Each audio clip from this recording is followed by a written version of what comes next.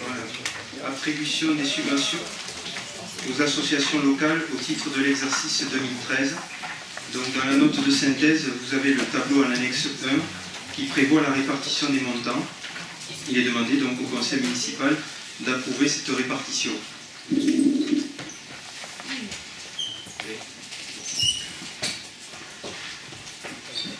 En examinant ce tableau, nous remarquons que l'an dernier, le montant des subventions était de 167 000 euros.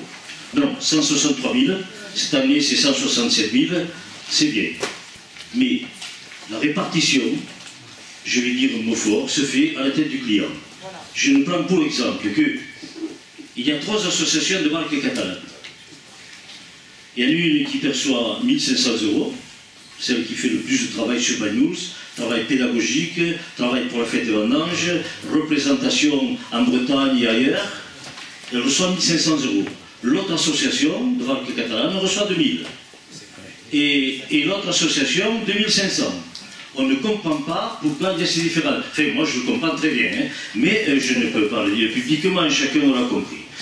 Ensuite, il y a des subventions qui ont baissé, des associations qui ont baissé. Par exemple, je vois le bridge, je ne sais pas ce qu'ils ont de particulier, ils ont été baissés de 600 euros. Je ne pense pas que ce soit... Pardon ? C'est les demandes qui ont été faites. Non, mais moi je vois par rapport... Non, mais je constate. Si la commission des finances était associée à l'élaboration de ces subventions, si la commission des associations était associée, on n'est associé à rien. Donc il n'est pas anormal que nous posions de telles questions. Alors, si ces commissions, finances et vie associative étaient réunies pour l'élaboration de ces dossiers, pourquoi ne fait-on pas comme ailleurs, ou pourquoi ne fait-on pas comme ça se passait avant? Donc, je ne sais pas qui décide de ces subventions, parce que nous ne sommes pas associés à ça. C'est vrai, nous sommes dans la minorité, d'accord, mais je pense que dans les temps anciens, tous les élus étaient associés à toutes les commissions. Bravo. Et question?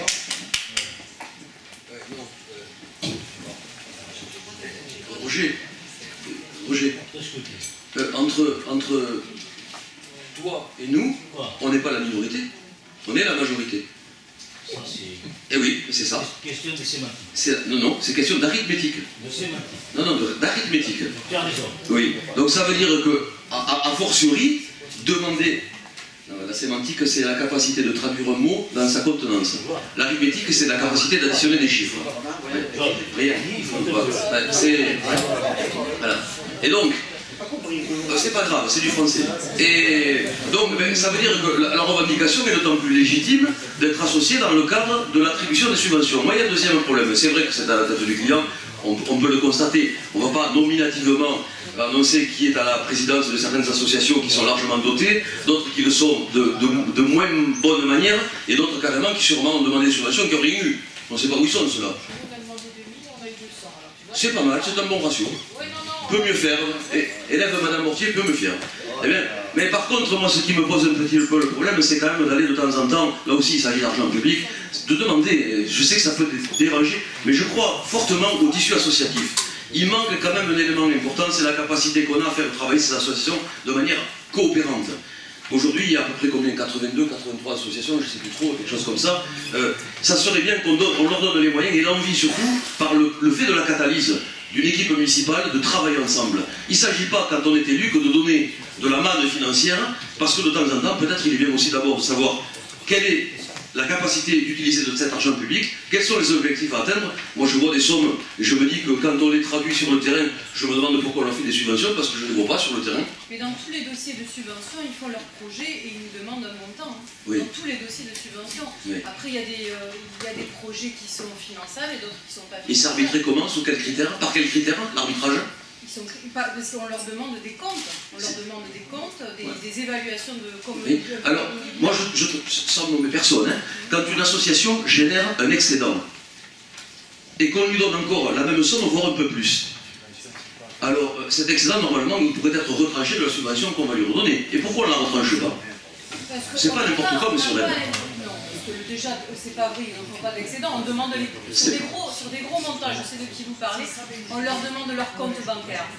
Et donc, c'est public, hein, on a leur compte bancaire. Non, là tu te trompes. Tu te trompes. Non, tu te trompes. Et non, c'est pas l'objet. Il ne s'agit pas pour moi de donner l'impression d'attaquer les associations, mais je pense... Non. Vous attaquez quand même les associations, vous attaquez quand même le personnel communal. Je trouve que votre... Le personnel communal, j'ai attaqué.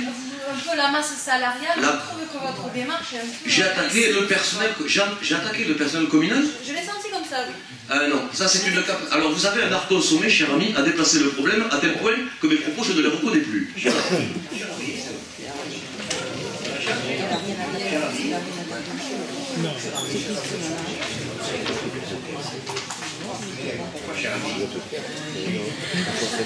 Moi, cher ami, parce que je suis bien élevé, monsieur le maire. Merci. Voilà. Parce que j'ai de l'éducation. Par les temps qui courent, c'est vrai.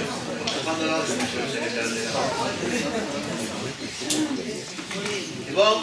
Qu'est-ce qu'on fait là? Une question toute bête à poser. L'association Synesthésia, c'est... C'est pour animer la maison du terroir. Bon, en fait, ça soit pris sur le budget primitif. Okay. Je regrette quand même, bon, pas par rapport à cette association, mais je regrette quand même une distorsion.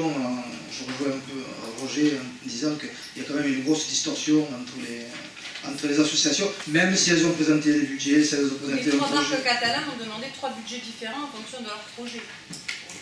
Mais je ne me focalise pas que sur les marques catalanes. Voilà. Qui associé ensemble sur un Oui, peut-être. Chacun a son pognon, chacun son affaire. Allez, on continue. Pour voter, contre, abstention. C'est bon. Alors, question suivante.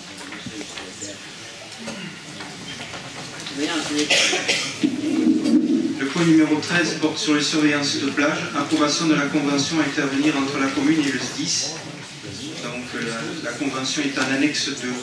Afin d'organiser la surveillance des baignades et des activités nautiques durant la saison estivale 2013 sur les plages de la commune, il y a lieu d'autoriser Monsieur le maire à signer la convention à intervenir entre la commune et le SDIS, ayant pour objet la fourniture de la prestation de surveillance des plages au bénéfice de la commune et qui comprend l'armement en personnel des postes de sécurité, la formation, la fourniture et la gestion des sauveteurs par le SDIS.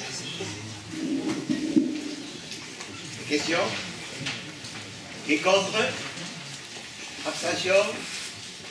Tout le monde est d'accord? Merci. Ah, il n'y a pas d'abstention. Eh? Ça arrive. Eh bien, c'est bien, ça arrive, donc, mettez le point, monsieur. D'accord. Allez, on continue. Le point numéro 14 porte sur la demande d'agrément adressée au préfet de région pour l'application du dispositif de défiscalisation issu de la loi de finances 2013. Donc l'ensemble des communes classées en zone B2 est éligible de manière transitoire au nouveau dispositif d'investissement locatif prévu par l'article 80 de la loi de finances pour 2013 du 29 décembre 2012, et ce jusqu'au 30 juin 2013. À compter de cette date, seules seront éligibles les communes situées en zone B2 qui feront l'objet d'un arrêté d'agrément du préfet de région pris après avis du comité régional de l'habitat. Pour mémoire, la commune de Banyuls est en zone B2 selon l'arrêté du 29 avril 2009. Il importe par conséquent pour la commune d'obtenir l'agrément du préfet de région de manière à rester éligible au dispositif d'accompagnement de l'investissement locatif du FLO après le 30 juin 2013. En effet, dans un contexte relativement préoccupant que connaît le logement en France, marqué par un net recul de la production de logements neufs, l'éligibilité de la commune au nouveau dispositif d'accompagnement à l'investissement locatif semble être pertinente et nécessaire. Son éligibilité est de nature à conditionner le maintien de son attractivité et de son développement en proposant des logements intermédiaires adaptés et permettant de développer sur le territoire communal une gamme complète et harmonieuse de logements répondant aux besoins de chacun, notamment des jeunes ménages qui souhaitent s'installer et qui ne disposent pas nécessairement des moyens de construire ou d'acheter. La demande d'agrément est motivée et justifiée au regard de l'existence d'une réelle demande de logement neuf dans la commune, demande très largement supérieure à l'offre actuellement disponible, et à la volonté affichée de la commune de conserver autant que possible les jeunes qui envisagent de s'installer, surtout les jeunes ménages avec enfants, de manière à maintenir les effectifs d'enfants scolarisés et donc le nombre de classes ouvertes tant à l'école maternelle qu'à l'école élémentaire. Elle est également motivée par le souci d'avoir des niveaux de loyer qui soient inférieurs à ceux pratiqués par le marché. En conséquence, il est proposé qu'une demande d'agrément au nouveau dispositif d'investissement locatif intermédiaire défini par l'article 80 de la loi de finances 2013 du 29 décembre 2012 soit déposée par la commune. Question? Excellente loi. Ça rejoint la cabanisation, cette affaire. Sous une certaine forme. Alors, moi je suis toujours méfiant entre la loi et l'application de la loi. C'est une extension de la loi SRU. Soyez tranquille, vous voyez, je l'ai dit il n'y a pas très longtemps à Michel Molly lors de la réunion du SCOT, puisque dans le cadre du SCOT, on prévoyait 15% de logements sociaux. Or, la loi SRU ne prévoyait pas 15%, mais 20%. Et Cécile Duflot augmente le contingentement de 20 à 25% de logements sociaux. Alors c'est bien de faire voter dans les conseils municipaux les lois, ce qui serait mieux, c'est qu'on les applique. Contre? Abstention?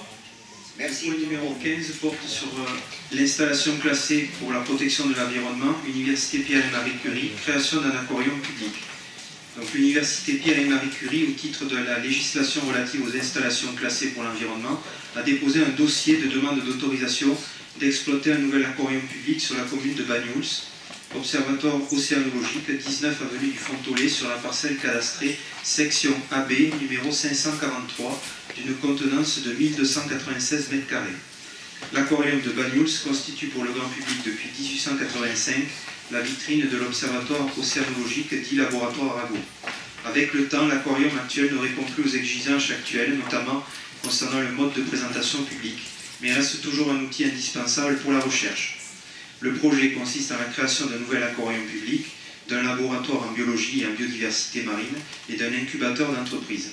Vu le rapport de recevabilité de la Direction départementale de la protection des populations du 3 décembre 2012, vu la nomenclature des installations classées pour la protection de l'environnement, vu l'arrêté préfectoral du 7 février 2013 portant ouverture d'une enquête publique sur la demande d'autorisation d'exploiter au titre de la législation des installations classées un aquarium public, vu le dossier, vu les lieux, considérant l'intérêt fort du projet pour la recherche scientifique, l'emploi et le développement économique de la commune, considérant la prise en compte par l'Université Pierre et Marie Curie de l'ensemble des contraintes réglementaires en matière de protection de l'environnement et de sécurité des installations, considérant que l'installation ne sera pas à l'origine d'émissions atmosphériques polluantes ou d'émissions sonores gênantes. L'étude d'impact montre l'absence d'incidence significative prévisible sur le milieu terrestre et marin. La sécurité et l'hygiène ont bien été pris en compte. La gestion des déchets est adaptée et conforme à la réglementation. En application du Code de l'environnement, le conseil municipal est invité à donner un avis sur cette demande d'autorisation. Des questions? Contre? Point numéro 16 merci.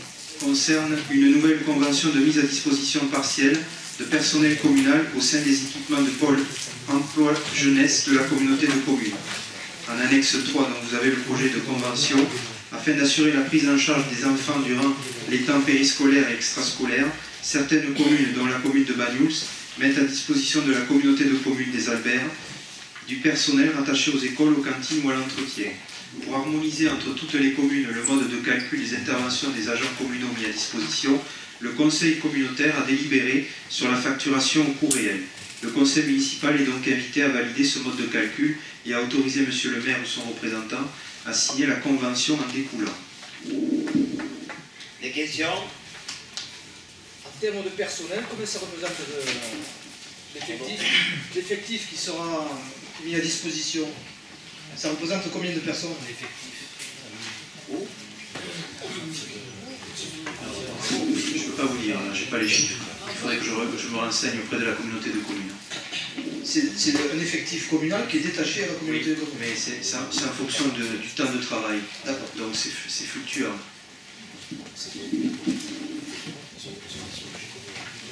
Des questions? Personne? Contre? Pour? Abstention? Le point numéro 18 porte sur la redevance d'occupation du domaine public pour les ouvrages des réseaux publics de transport et de distribution de gaz. Là, vous l'avez également, un document en annexe 5, puisque la redevance pour l'occupation du domaine public de la commune par les ouvrages des réseaux public de transport et de distribution de gaz n'a pas été actualisé depuis un décret du 2 avril 1958. Conformément au décret du 25 avril 2007, portant modification du régime des redevances pour occupation du domaine public des communes et des départements par les ouvrages de transport et de distribution de gaz et par les canalisations particulières, il est proposé au Conseil de fixer le montant de la redevance pour occupation du domaine public par le réseau public de distribution de gaz au taux maximum en fonction du linéaire exprimé en mètres arrêté au 31 décembre de l'année précédente et enfin que ce montant soit revalorisé automatiquement chaque année. Des questions? Contre, abstention, question suivante. Le point numéro 19 porte sur la redevance d'occupation du domaine public routier et non routier communal due par les opérateurs de communication électronique. Donc la redevance pour l'occupation du domaine public routier et non routier communal due par les opérateurs de communication électronique doit être instaurée conformément au décret du 27 décembre 2005 relatif aux redevances d'occupation du domaine public. Il est proposé au Conseil de fixer pour l'année 2013 les tarifs annuels de la redevance pour occupation du domaine public communal due par les opérateurs de télécommunications respectivement comme suit. Domaine public routier 40 € par kilomètre et par artère en souterrain, 53,33 € par kilomètre et par artère en aérien, 26,66 € par mètre carré au sol pour les installations autres que les stations radioélectriques. Domaine public non routier, 1333,19 € par kilomètre et par artère en souterrain en aérien et 866,57 € par mètre carré au sol pour les installations autres que les stations radioélectriques. Et enfin que ce montant soit revalorisé au 1er janvier de chaque année. Est-il des questions? Oui, moi. Est-ce qu'on inclut là-dedans les relais de téléphonie mobile? Non.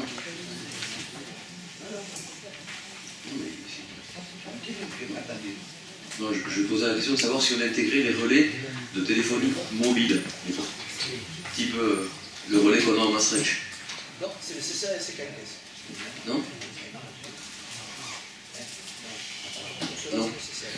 Alors, je peux faire rapidement une parenthèse, puisque tu sais, au CCAS, j'ai quand même vu aujourd'hui dans la presse que j'ai vu les textes européens, et là je crois qu'on n'est pas dans les clous.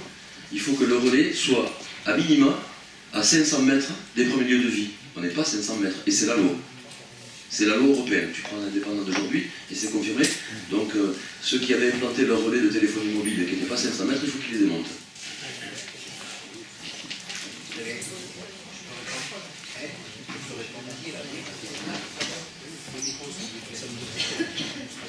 En communauté des communes, on a eu une commission justement au sujet de la téléphonie mobile.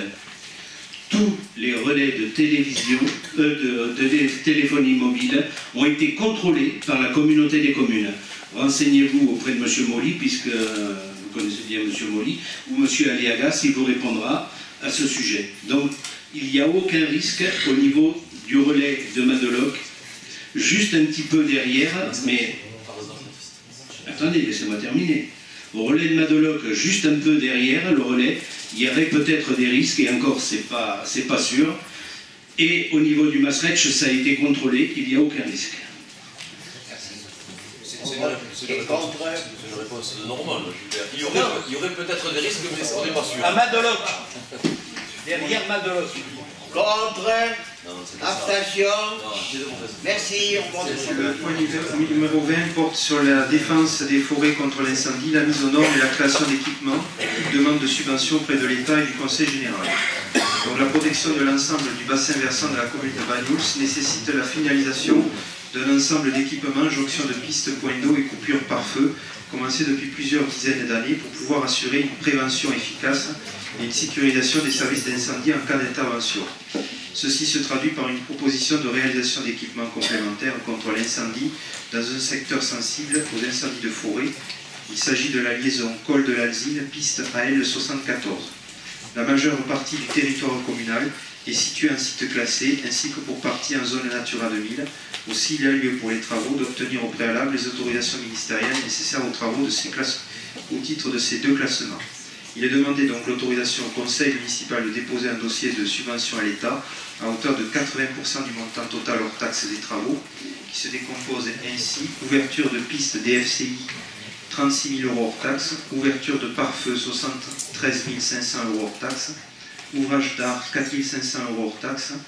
Maîtrise d'œuvre, 11 400 € hors taxe. Ce qui fait donc un montant de 125 400 € hors taxe. Avec la demande de subvention pour 80 €, ça fait un montant de subvention de 100 320 €.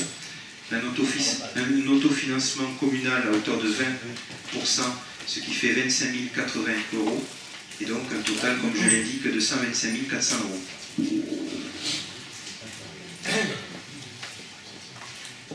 Question? Contre, pour, merci.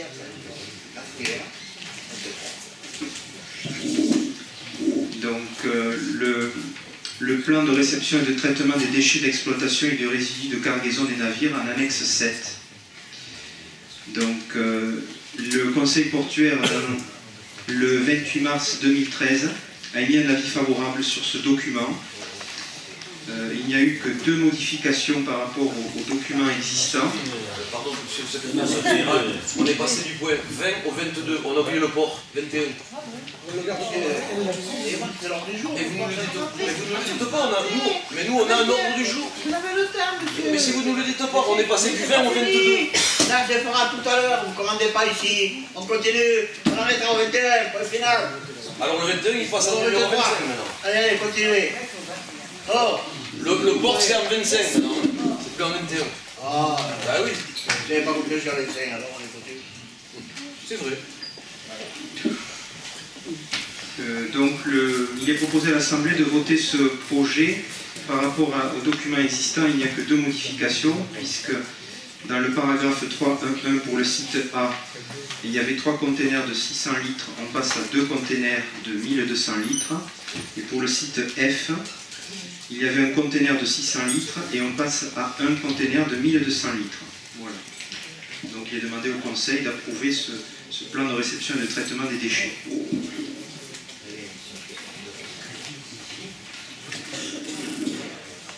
Point numéro 23, l'avis du Conseil municipal pour le renouvellement de la DSP de la fourrière automobile. Donc par délibération en date du 24 septembre 2009, le Conseil a approuvé le choix du délégataire ainsi que la convention de délégation de service public pour la gestion d'une fourrière automobile pendant une période de 3 ans.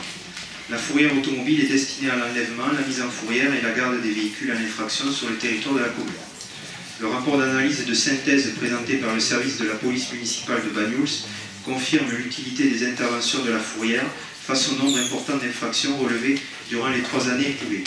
Conformément au texte et au code en vigueur concernant les DSP, considérant la durée et le montant des sommes dues au délégataire, le mode de procédure proposé est celui d'une délégation de service public simplifiée. C'est pourquoi, après avoir saisi le comité technique paritaire, Monsieur le maire demandera au conseil municipal d'autoriser le renouvellement de la délégation pour une nouvelle période de 3 ans et d'approuver le projet de cahier des charges qui est en annexe 8.